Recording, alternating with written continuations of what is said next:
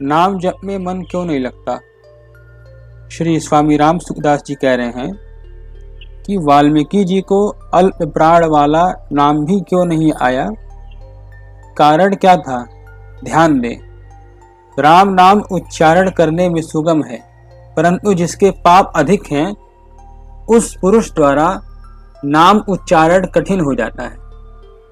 एक कहावत है, मजाल क्या जीव की जो राम नाम लेवे, पाप देवे थाप की जो मुंडो फेर देवे। जिनका अल्प पुण्य होता है वे राम नाम ले नहीं सकते। श्रीमद् भगवद गीता में भी आया है, ये शाम त्वंत गतम पापम जनानाम पूर्ण कर्मणाम ते द्वंद्व मोह निर्मुक्ता भजन्ते माम दृढ़ व्रता। अर्थात जिनके पाप नष्ट हो गए हैं वे ही दृढ़ व्रत होकर भगवान के भजन में लग सकते हैं। राम नाम के विषय में भी ऐसी ही बातें शास्त्रों में पढ़ते हैं, संतों से सुनते हैं।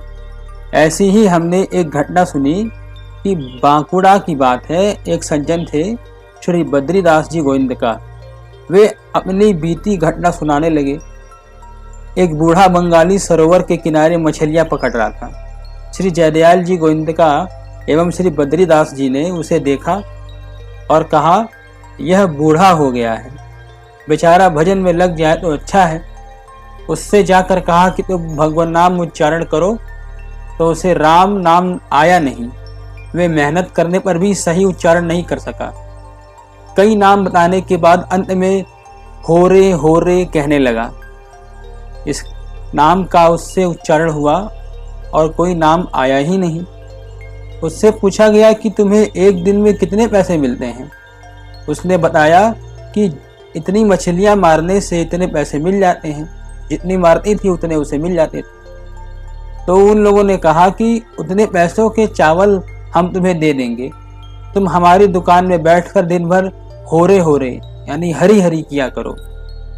उसको किसी तरह ले गए दुकान पर। वह एक दिन तो बैठा, दूसरे दिन देर से आया और तीसरे दिन आया ही नहीं।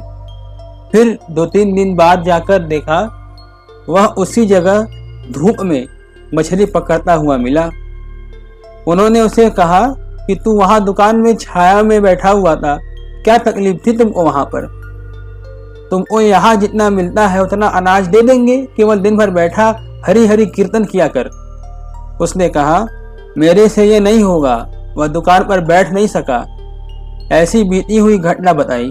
हमारे विश्वास हुआ कि बात तो ठीक है भाई, पापी का शुभ काम में लगना कठिन होता है। श्री तुलसीदास जी महाराज ने कहा है, तुलसी पूर्व पाप ते हरि चर्चा न सुहात, जैसे ज्वर के जोर से भूख विदा हो जात। जब ज्वर बुखार का जोर होता है तो अन्न अच्छा नहीं लगता, उसको अन्न में भी गंध आती है। जैसे भीतर में बुखार का जोर होता है तो अन्न अच्छा नहीं लगता, वैसे ही जिसके पापों का जोर ज्यादा होता है वो भजन नहीं कर सकता, सत्संग में नहीं जा सकता। इसीलिए सज्जनों, एक बात पर आप ध्यान दें, जो भाई सत्संग में रुचि रखते हैं, सत्संग में जाते हैं, नाम लेते हैं, जप करते हैं, उन पुरुषों को मामूली नहीं समझना चाहिए। वे साधारण आदमी में से नहीं हैं। वे भगवान का भजन करते हैं, शुद्ध हैं और भगवान के कृपा पात्र हैं।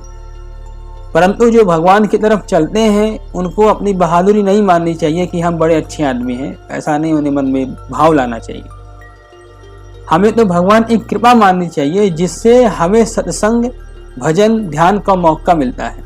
हमें ऐसा समझना चाहिए कि जैसे कलयुग के समय में हमें भगवान की बात सुनने को मिलती है, हम भगवान का नाम लेते हैं, हम पर भगवान की बड़ी कृपा है। जैसे नदी का प्रवाह समुद्र की तरफ जा रहा है, ऐसे ही इस समय संसार का प्रवाह नरकों की तरफ बड़े जोर से जा रहा है। पढ़ाई में, रस्म रिवाज में, कानून कायदों में, व्यापार आदि कार्यों में, जहां कहीं भी देखो पाप का बड़े जोरों से प्रवाह चल रहा है। गोस्वामी जी ने वर्णन किया है, कलि केवल मल मूल मलीना, पाप पयोनिधि जन मन मीना। बालकांड का दोहा।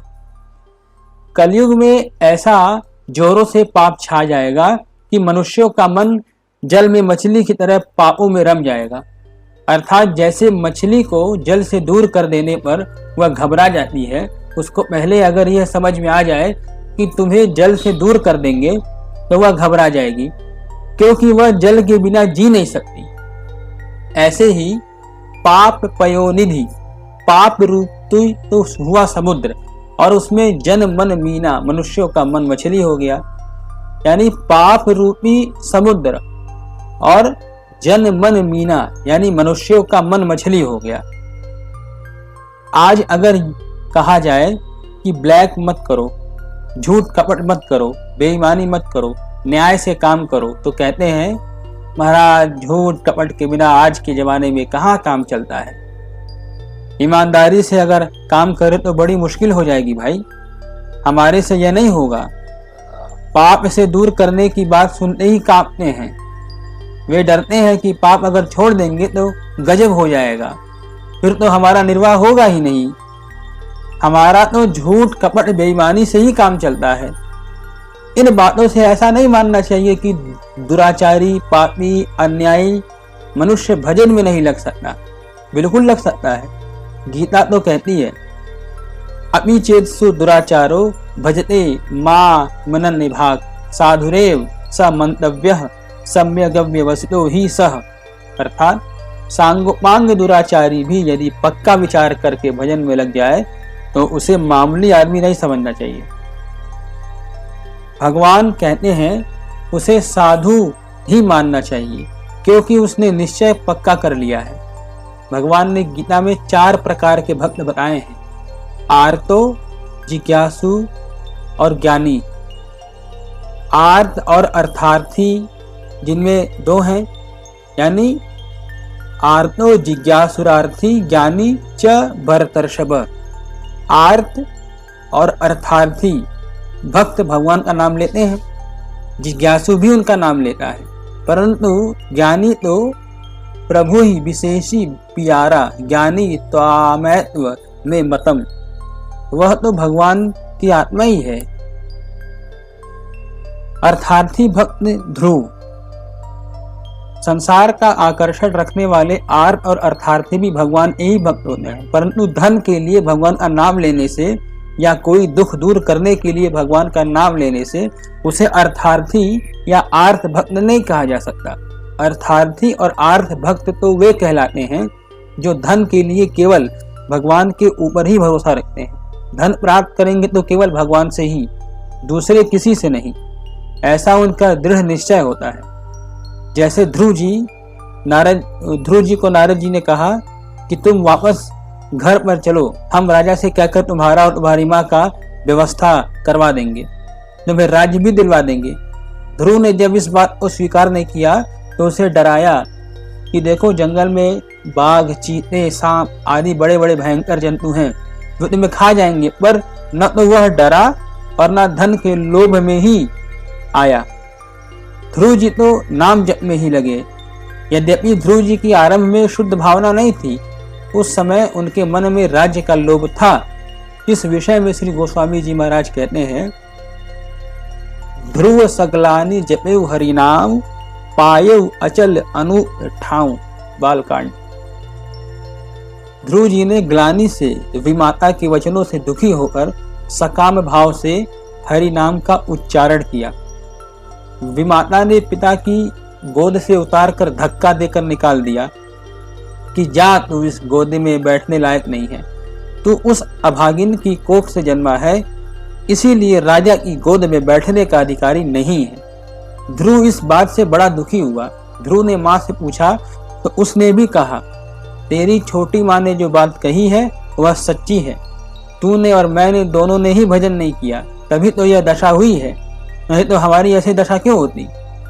ऐसा सुनकर वे भगवान से ही राज्य लेने की इच्छा को लेकर भजन में लग गए। नारद जी ने प्रलोभन और भय दिखाने पर भी वे पीछे नहीं हटे, भजन करने के लिए जंगल में चले गए, क्योंकि वे ध्रुव अर्थात पक्के थे।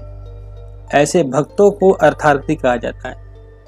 आजकल भी लोग भगवान से धन चाहते हैं, पर वे केवल भगवान के भक्त नहीं हैं, साथ साथ वे भक्त बनते हैं झूठ, कपट और बेईमानी के।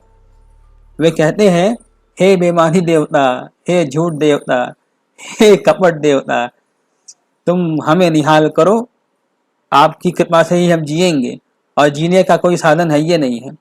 वे भी एक तरह से अर्थार्थी भक्त हैं, पर वे हैं पापों के भक्त। बेईमानी ए देवता, गुनाहों ए देवता, भगवान ए भक्त नहीं है। जो भगवान का भक्त होता है वह पाप क्यों करेगा? क्या पाप जितनी भी ताकत भगवान में नहीं है?